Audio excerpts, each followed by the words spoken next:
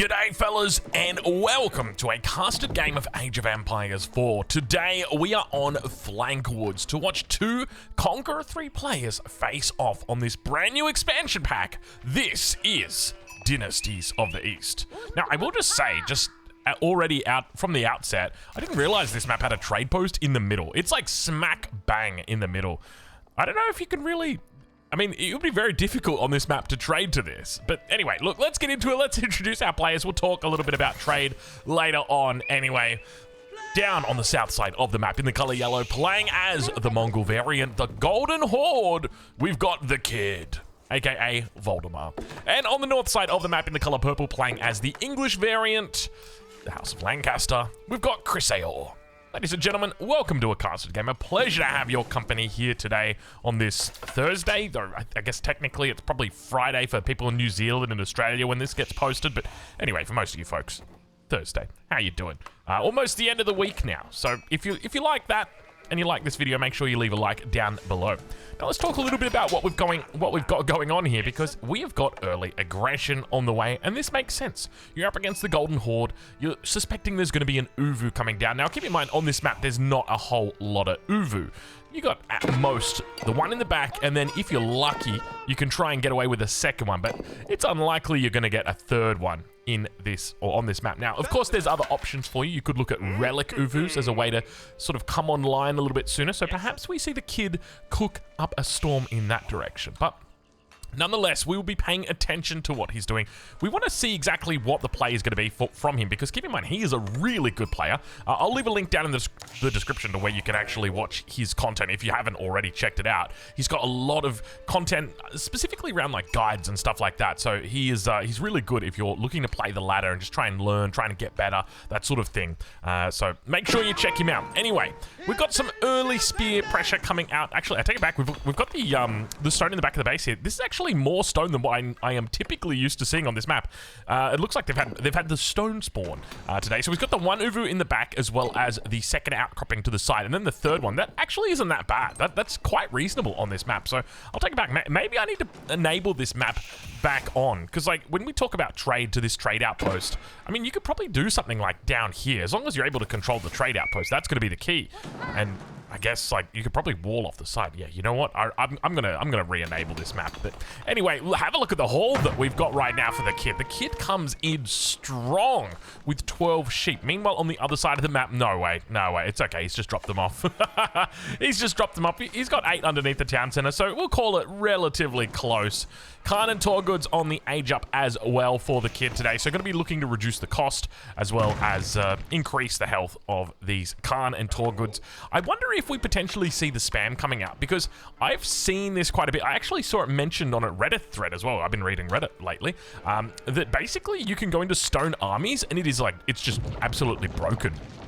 Just because, like, you can reduce the cost of the Khan and the Torgoods, and then on top of that, you can get stone armies, which reduces it further. And you're just basically printing Torgoods in Imperial Age, and they shadow tech. They're incredibly strong.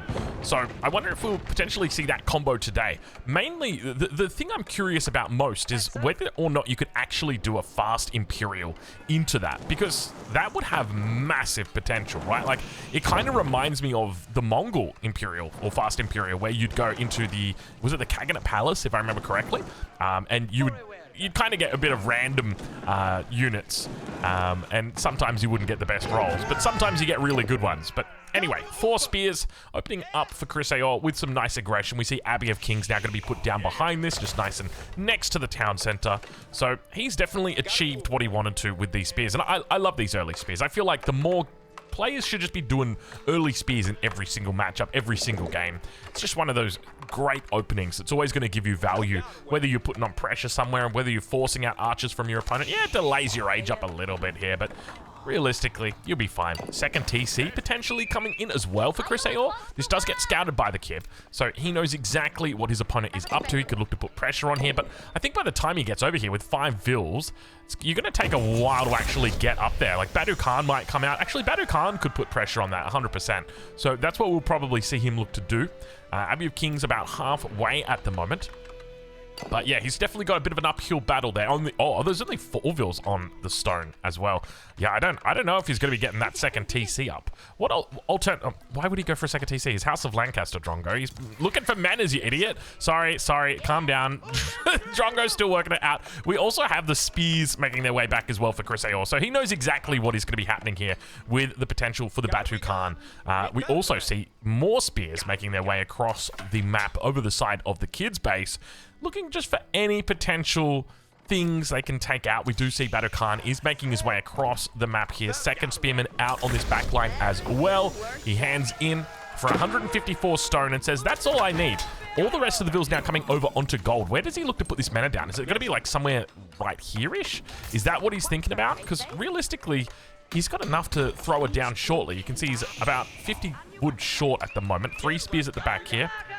Meanwhile, that English scout is calling out. You can hear him. They're so annoying, those darn English scouts. Particularly loud, those English ones. But Batu Khan coming in, hits the charge, 20 damage. Not a bad amount of damage on that charge either. And then, of course, that villager going to be relegated to gathering sheep for the rest of the game, or at least for the next couple of, the next 10 minutes or so. Double Archer now going to be coming out. So, indeed, Chris Ayor has had a little bit of a victory in the sense that he's guided his opponent and said, hey, you know, you're going to have to go into archers to deal with these early spears. Now, of course, the kid may have wanted to do that already, so it doesn't really change anything in that regard. But have a look at this. This is an interesting decision. An early stockyard coming in. So if we math this out, it's technically cheaper than going into farms, right? Going into 4 farms would be the equivalent of 300 wood. Going into 4 English farms would be 150 wood. So you're kind of in between those two, maybe a little bit closer to like the olive grove, but obviously the olive grove is actually giving you something in the sense that you're getting olive oil. Often you can combo that with the Grand Winery as well, so there's definitely a little bit more justification to move into it earlier. So I do find the interest, or the decision making behind this quite interesting. I wonder if it was just because of lack of food. No, surely it couldn't have been. He's got so much sheep underneath the TC. I wonder what the thought process is though. We may have ourselves a little bit of a castle age timing as well. Is he doing it? Are we seeing a potential fast Imperial? I swear if we actually see a fast Imperial, I will eat my socks. Well, I won't eat my socks. Those are...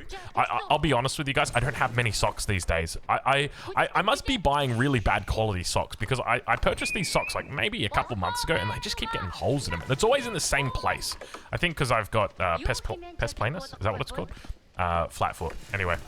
They don't make socks the way they used to. Let's just put it that way. We got the mana over here. Mana's doing a decent amount of work here, about 160 resources a minute. So looking at roughly 4 villages worth of income, which is definitely quite nice here. Now, Chris Ayor is going to be doing the same thing here. So both players going for that semi-fast castle, though arguably Chris Ayor doing a little bit more with that Drush FC. But I do like the adaptation of just that single mana in as well. You can see he's got the vills over on stone. He will be looking for that second one as well. Where does he opt for that second one? I think this is a bit of an awkwardly placed mana, but by the same token, I think he's intentionally done this just primarily because he can use it as a drop-off point. So he's got the deer, he's got the ability to take the berries as well.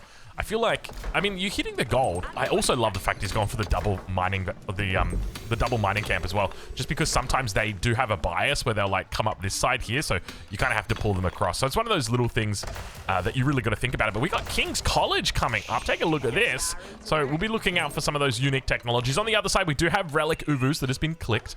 I don't know how I feel about this age up. That's the other thing to note is like, this age up is just, it just feels like bait, man. I don't know. Every time I click, or not I click, because I don't play with Civilization. I'm a Sengoku, man. But every time I suspect it's clicked, you're just waiting, man. It's such a big wait. It's 2 minutes. I mean, we got 12 vills on the other side of the map. It's a long time. And look, don't get me wrong, there's other civilizations that age up the same way. Abbasid, Ayyubid, you can't rush their age ups, and it doesn't feel as bad on those civilizations, but here, I don't know. There's something about it. There's just something about it. But anyway, look, that's a conversation for another day. King's College now up on the other side of the map here, so could potentially look to get some hobblers out. He's obviously got plenty of unique upgrades that he can look to get into, maybe that hill training. And now our first Lord of Lancaster makes his way out. So we've got hero units for both civilizations today. No Joan of Arc, unfortunately not, but who knows? Maybe a little bit later in the week we'll be lucky enough to get some. Now, of course, speaking of a little bit later in the week, not this week, but next week, if you haven't already, make sure you check out the Outback Octagon 4. It is returning November 19, so make sure you're there, make sure you cheering for your favorite player, because we're going to have him back. 32 of the world's best players fighting it out in an 8v8. Sorry, not an 8v8. That is a different game. In an 8-player FFA. There we go. We nailed it that time. Dude, is he doing it? Look at the amount of resources. It kind of looks like... Is he actually thinking about fast imping here? Because this is something that I alluded to a little bit earlier on, right? Like, it can absolutely make sense. Especially if you're thinking about spamming. And the Relic Uvus actually combos very well with this. Okay, I like how he's cooking. He's actually cooking up a sick strategy. So the Relic Uvus, you kind of need it, especially on a map like this. All the relics in the middle, by the way. So we've got 1, 2, 3, 4, 5 relics. He could absolutely get the lion's share of the relics if he wants to. And he's going to. He's absolutely going to. We can see him now starting to push out with quite a few units. We've got Kipchaks on the way. Okay, interesting. And do we have... I'm looking out for those Torguts as well. And fortified outposts coming up in the middle. Knight, as well as those lords looking to put some pressure on towards his position. And we're right on board now with the kid as he looks to try and... Well, unfortunately, he was trying his best to defend. Not going to be able to find it today. First Uvu is down. Second Uvu back over here. Now the question is, where are those relics? And when are we going to get them? You can see he's got that nice little rally point in here. He knows exactly where they are. Badu Khan moving around the back of the base here. We've also got the monastery coming out as well for Chris Ayor. He's already got a single monk out on the map already. So we'll keep an eye out and see whether or not we can spot it. There it is. So our little showdown has now just begun. They're probably about 10 seconds between each other. Knights towards the 4. Spear's going to be able to find a connection. Knights are going to give good control, but keep in mind all of these relics are situated towards the center, so typically the Knights are going to have very good control over relics, but that's not something that you're going to be seeing as much when it comes to this map. Mainly because you can bounce around with infantry the exact same way that you can do cavalry here. You've got 2 relics up here, easy to guard. 2 more relics down here, also really easy to wall in as well. The fact that they're up against the edge of the cliff like this makes it so easy to get that nice little wall in. So I would be looking to do that and then move my army to the other side. Especially keep in mind, with the Golden Horde, you can actually wall these relics in. And just because you're walling them in doesn't mean you're going to take them. You're just denying them from your enemy for now. Lords trying to do their work, not able to find it today, unfortunately. Meanwhile, towards the front, more units going to make their way through. The kid, he does see it. Shaman going to get taken out. He's got the first relic. He's moving it off. Probably going to be looking to drop down the Uvu and then moving back for that second relic. I suspect that's going to be the case. Meanwhile, underneath the town center, we've got a couple of Karash looking to defend as well as a couple of crossbow as well. Spring on emplacements arrived. That'll be able to save the day, and villagers scramble as he tries to get things alive. And now you can see him throwing down that relic Uvu in the stealth forest, hoping it remains undetected by the enemy. Now, we've got that monk that's just come down. You can see I suspect was looking to pick up this relic, and it's not necessarily bugged out, but this is just what happens, right? You give it a command, and then the relic gets picked up, and it walks out, and it's like, I think there was a relic here once upon a time. Now, next relic, we can see that there's a little bit of a showdown here. Chris Ayor is going to beat him just by an inch, which definitely makes me think, what if you pick up the relic? I think you pick up the relic, put it in the stealth forest, and then grab the second relic, and then bring it back, make the Uvu, then grab the... I think that's how you want to do it. That's probably the play. By the way, we still got 4 relics in play, or rather, I should say, we've still got these 2 relics in the north in play. Now, your relic counter won't actually show the fact that this has been turned into an Uvu, but there's a lot of stone trickling in for this man right now. He's got 93 times 3, so he's looking at 300 stone. He's chasing down that last relic that's on the way through. Not last relic, but it's one of the relics that's on the way here. And should be able to take out that monk for the moment. There's still 2 monks out as well, so just keep in mind that just because he's down doesn't mean it's over. Shaman in the back does get picked up as well. And now a couple of Torguts looking to try and be annoying out towards the western flank. Kipchak gonna have to get on the move here as well. Villager number 1's gone down. He's taken out a couple already this game. Able to even the score here, despite the fact he is up 4 villagers. Keep in mind, over the course of the game, the Golden Horde will eventually start training more villagers than you, just simply because they train their villagers faster. Back again. I'm suspecting Badu Khan can't be converted as well by any sort of Wallalor, which makes him pretty good at chasing down these monks in these situations. Now, he's got a huge amount of health. Have a look at this, 380 health. Absolutely ridiculous. He's going to try and pull these knights away, and he does so successfully. Beautifully done, the kid right there, snatching away that relic, but fortunately, all of these knights are in hot pursuit right now. Will they actually find him? No, they're going to find a huge army instead. There was that monk. We saw him just for a split second. Veteran spearman's come through as well. He's doing a wonderful job with Badu Khan moving towards the north, a manor going to be thrown down, and this is the consequence of having these manors. They're a drop-off point, but at the same time, you really want to be putting them up against resources, so I'd be much more tempted to have it up against the berries, up against the wild spruce tree, just because it's a drop-off point as well. So that's another thing to note here, but he's gonna look to try and take the boar. A good little spot that he's got up here. Got to be careful not to lose that Vil. Nice micro, able to keep it alive. Doesn't lose an unnecessary villager loss, or doesn't have an unnecessary villager loss just yet.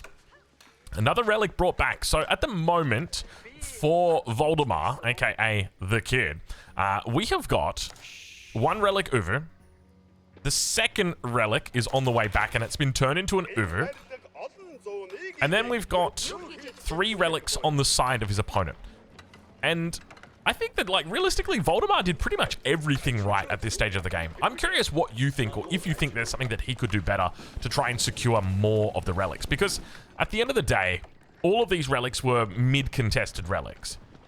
I mean, you got to be happy with a 2-3 split, right? Like, especially when you've got that delayed age up. I don't think there's going to be games where you're really getting more than that. It must be that your enemy's going to be making a big mistake if you're going to be doing that. But he's got 1, 2, 3, 4, 5 Uvus, which is pretty damn good. You're talking 500 stone a minute that's coming through. Let's switch it over to income per minute right now, actually, so you can see he's at 421. Unfortunately, about to lose this Uvu right here, but he will be back for sure.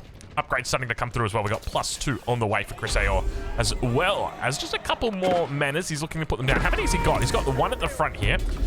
I wish it actually told you how many villagers it was buffing up or was receiving a bonus from. That would be really cool.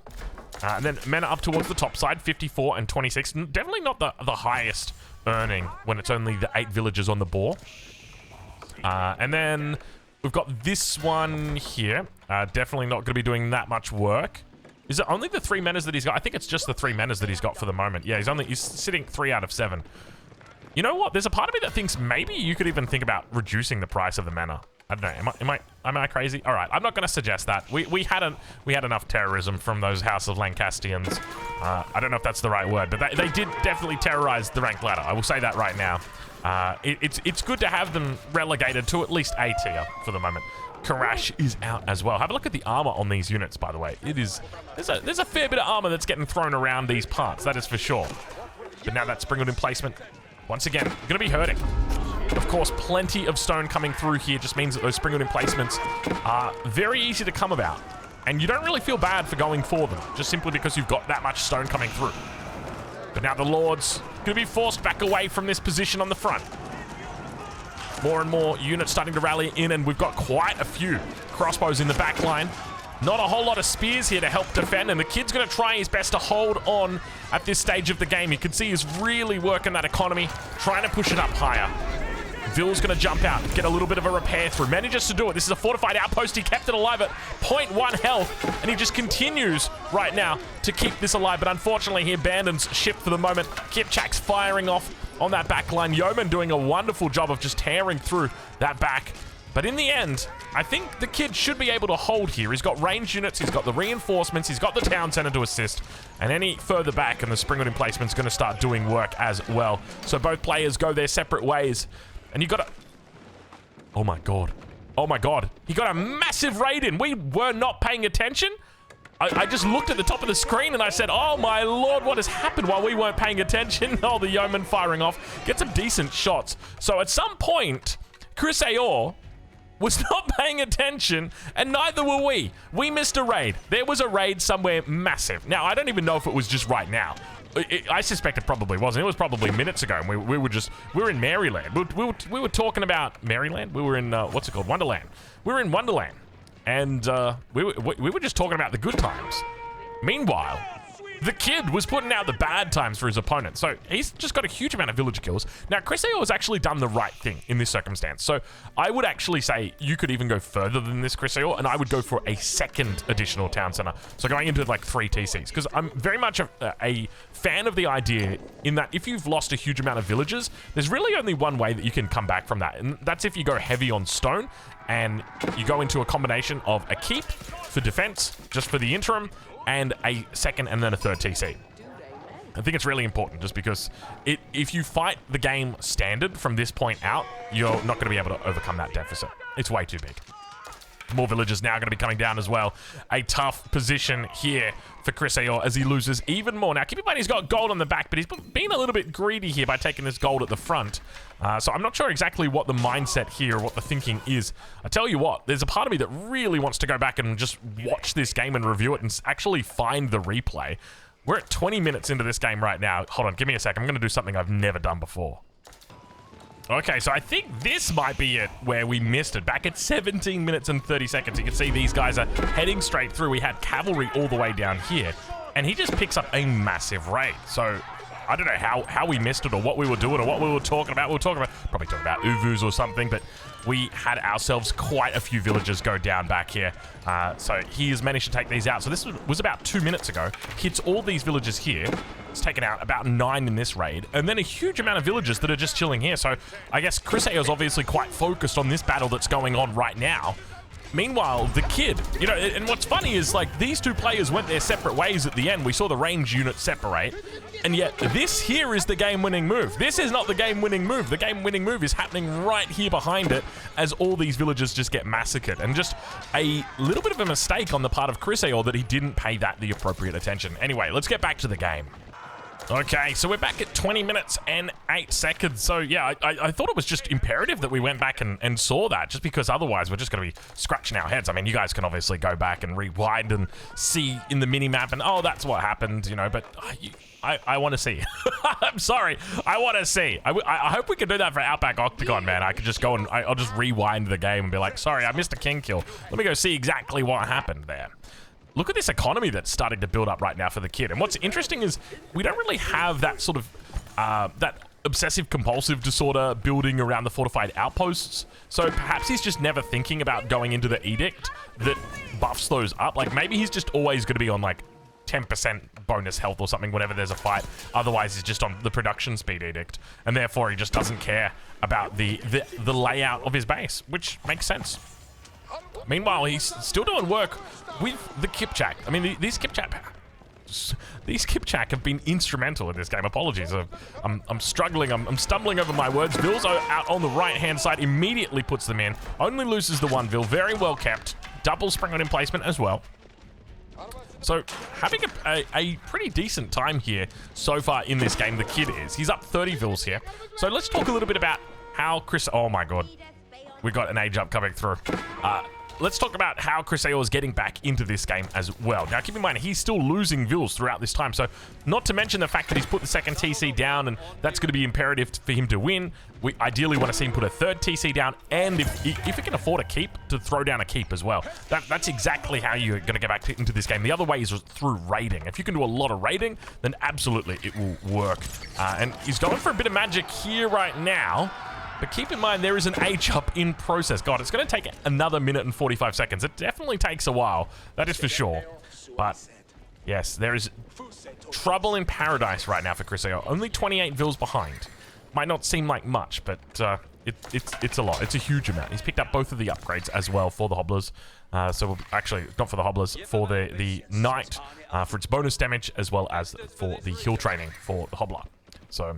not both of them, but I mean, they're both technically for the cavalry. Let's go with that.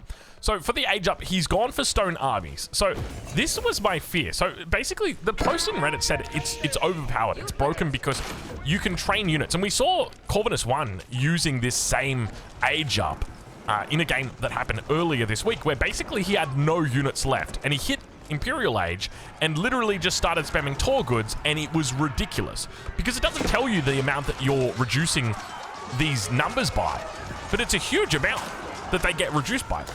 Now beginning to move forward, Kipchak's looking to snipe out the back line. You can see they've got that AoE damage coming through. It's not really AoE damage, they just get an extra shot, and so it fires off.